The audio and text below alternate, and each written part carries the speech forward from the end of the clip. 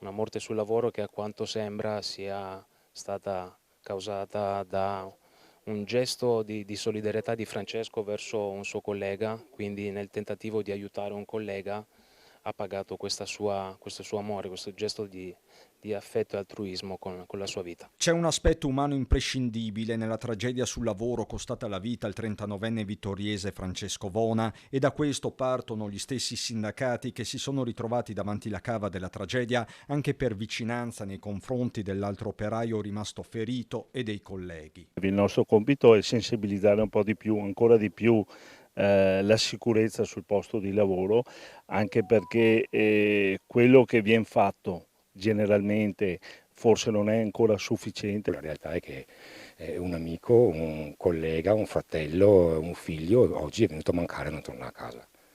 Ed è l'ennesima testimonianza che purtroppo in questi settori il rischio di infortuni, e nello specifico di infortuni mortali, è altissimo. E a dirlo sono i numeri che parlano di una piaga ancora difficile da debellare. Oggi siamo in media ad un morto al mese in provincia di Treviso, e questo purtroppo è l'ennesima vittima.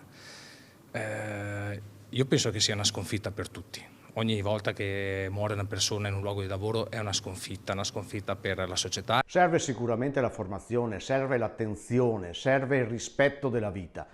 Piangiamo una persona che non torna a casa, non potrà abbracciare la propria famiglia, e nello stesso tempo una famiglia nella disperazione.